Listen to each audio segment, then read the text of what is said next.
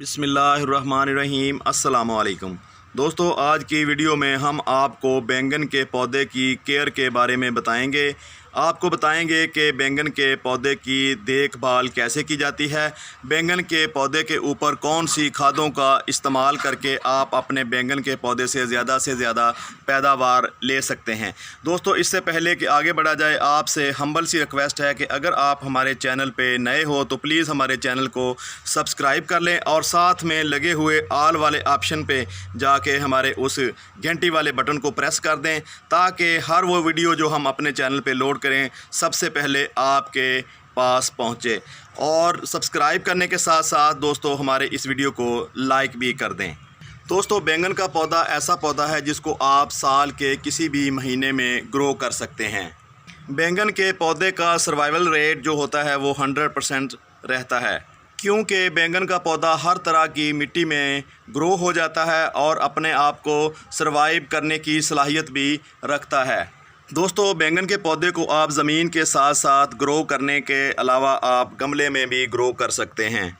दोस्तों, अगर आप अपने बैंगन के पौधे की अच्छी केयर करते हो तो ये बात मैटर नहीं करती कि आपने पौधे को गमले में ग्रो किया हुआ है या फिर दोस्तों आपने ज़मीन में ग्रो किया हुआ है। आप दोनों जगहों से अच्छी पैदावार ले सकते हैं।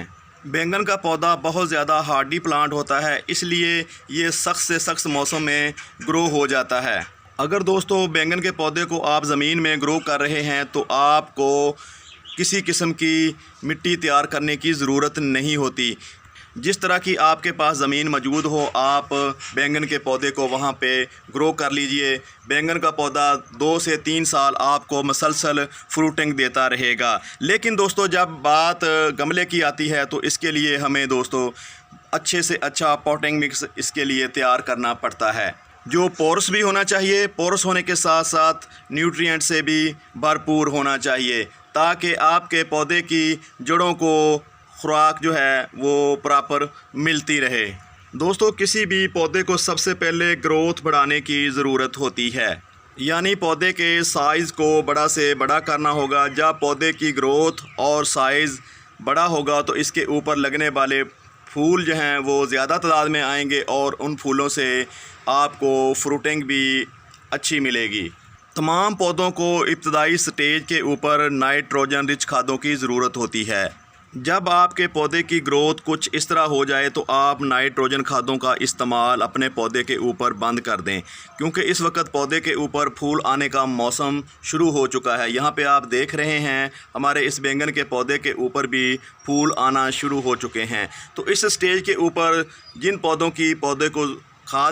खादों की दोस्तों पौधे को ज़रूरत होगी, जिन खादों की पौधे को ज़रूरत होगी वो आज हम पौधे को देने जा रहे हैं। हम 3 खादें अपने इस पौधे के ऊपर इस्तेमाल करने वाले हैं, जिससे हमारे पौधे की ना सिर्फ ग्रोथ बेहतर होगी, ग्रोथ बेहतर होने के साथ साथ हमारे पौधे के ऊपर फ्रूटिंग भी होगी और हमारा पौधा इससे मज़ीद जो है घना होता जाएगा। दोस्तों, यहाँ पे हम 3 खादें अपने इस बैंगन के पौधे के ऊपर इस्तेमाल करने वाले हैं। पहली खाद दोस्तों DAP है, दूसरी खाद ऑर्गेनिक है जिसको हम ऑर्गेनिक पोटाश भी कहते हैं। ये 2 तरह से काम करती है, आपके पौधे के मिट्टी में फंगस पैदा नहीं होने देती और दोस्तों इसके साथ साथ पौधे के ऊपर फ्लावरिंग भी बढ़ाती है। दोस्तों, इस खाद का नाम है लकड़ी की राख यानी वुड ऐश। तीसरी खाद जो हम अपने इन पौधों के ऊपर इस्तेमाल करेंगे वो है दोस्तों केमिकल पोटाश। तो 3 खादें हम इन पौधों के ऊपर इस्तेमाल करने वाले हैं, जिनसे हमारे पौधों की जड़ें मज़बूत होंगी। जड़ें मज़बूत होने के साथ साथ हमारे पौधे के जो ब्रांचें हैं वो भी मज़बूत होंगी और इसके साथ साथ हमारे पौधे के ऊपर भरपूर जो है फ्रूटिंग होगी। दोस्तों, ये जो पहली खाद आप यहाँ पे देख रहे हैं ये है ऑर्गेनिक DAP। तो DAP का दोस्तों यहाँ पे 1 चम्मच हम यहाँ पे लेंगे, थोड़ी सी और ले लेते हैं क्योंकि हमारे पास 3 गमले हैं। इसके बाद हम दोस्तों इसमें जो केमिकल पोटाश होती है वो शामिल करेंगे। ये है दोस्तों केमिकल पोटाश, इसका भी 1 चम्मच यहाँ से हम लेंगे। तो इस गिलास में हम इसको शामिल कर लेते हैं। तीसरी चीज़ दोस्तों ऑर्गेनिक पोटाश है। इसका इस्तेमाल हम इसलिए कर रहे हैं कि बाज़ औक़ात पौधे की जो मिट्टी होती है इसमें फंगस डेवलप हो जाती है, तो ये पौधे के ऊपर फ्लावरिंग लाने के साथ साथ पौधे में फंगस पैदा होने नहीं देती। तो ये है दोस्तों लकड़ी की राख। इसका भी 1 चम्मच हम 3 गमलों के लिए यहाँ पे इस्तेमाल करने वाले हैं। दोस्तों लकड़ी की राख की क्वांटिटी थोड़ी भी हो जाए तो कोई इससे फ़र्क नहीं पड़ेगा, बल्कि आपको थोड़ी ही क्वांटिटी इसकी लेनी है, क्योंकि बाज़ औक़ात ये पौधे को जला देती है। इसकी ज़्यादा क्वांटिटी पौधे के मरने का बायस बन सकती है। तो यहाँ पे दोस्तों हमने तीनों चीज़ें कलेक्ट कर ली हैं। इन चीज़ों को अच्छी तरह मिक्स कर लेंगे ताकि पौधे को यकसा मकदार में फर्टिलाइज़र मिल सके। दोस्तों लकड़ी की राख को आप 2-3 माह के बाद ही अपने पौधों की मिट्टी में शामिल करें।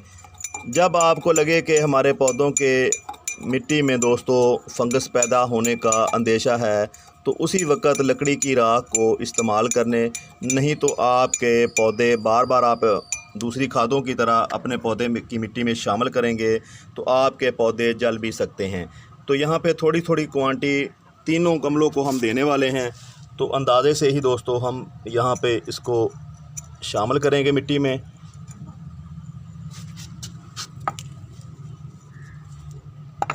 तो ये जो बाकी बची है ये गिलास गीला था, गिलास गीला होने की वजह से वो इसके साथ चिमट गई है। तो अब हम इसमें पानी शामिल करेंगे ताकि ये जो गिलास में लगी हुई खाद है ये हमारे पौधे को प्रॉपर जो है मिल सके। वैसे मैंने चम्मच से इसको गिलास से जो है ना अलग कर लिया है। ये आप देख रहे हैं कि यहाँ पे अलग हो गई है। तो ऐसे ही इसको डाल देते हैं। तो बाकी इसमें पानी शामिल करके जो रहती है वो इस तरह अपने पौधे को दे देंगे। दोस्तों फर्टिलाइज़र देने के बाद जो ज़रूरी और अहम काम जो आपने करना है वो ये है कि आपने हल्के हाथों से पौधे के जो मिट्टी है इसकी गुड़ाई करनी है। इससे 2 फ़ायदे होंगे। एक तो जो हमने फर्टिलाइज़र इसको दिया है वो अच्छी तरह जड़ों तक पहुंच सकेगा। दूसरा दोस्तों मिट्टी सख्त होने की वजह से बाज़ औक़ात जो नाइट्रोजन या मतलब आप ऑक्सीजन कहें, ये पौधे की जड़ों तक पहुंच नहीं पाती। इस तरीके से ऑक्सीजन पौधे की जड़ों को बआसानी पहुंच सकेगी। तो आपने पौधे की जो गुड़ाई करनी है वो आपने बार बार नहीं करनी। बार बार गुड़ाई करने से दोस्तों आपके पौधे की जड़ें मुतासर हो सकती हैं, क्योंकि यहाँ पे ऊपरी साइड पे फीडर रूट होती हैं। फीडर रूट मुतासर हो जाएं तो पौधे की ग्रोथ भी मुतासर होना शुरू हो जाती है। तो आपने दोस्तों बार बार इसको यहाँ पे इसकी गुड़ाई और इसको हिलाना नहीं है। तो यहाँ पे आप देख भी रहे होंगे ये जो खुराक हासिल करती हैं ये फीडर रूट होती हैं। जो मेन ब्रांच के नीचे जो जड़ होती है उसका काम पौधे को सहारा देना होता है, पौधे को एक जगह कायम रखना होता है। इसलिए आप बार बार पौधे की गुड़ाई नहीं करें। जब ज़रूरत आपको लगे कि पौधा हमारा जो है अब गोडी मांग रहा है तो उसी वक्त आप पौधे की मिट्टी की गोडी करें। दोस्तों एक काम जो आपने लाजमी करना है, खाद देने के बाद पौधे को आपने पानी नहीं देना। आपने ऐसे ही इसको धूप दिखानी है ताकि आपके पौधे में अगर कोई जरासीम है यहाँ मिट्टी में तो वो डेड हो सके। तो इस तरह आपके पौधे की ग्रोथ पहले से ज़्यादा बेहतर होगी और जो हमने खाद इसमें डाली है वो भी ज़्यादा असर करेगी। तो दोस्तों तीसरे गमले की गुड़ाई इसी तरह हम कर लेते हैं।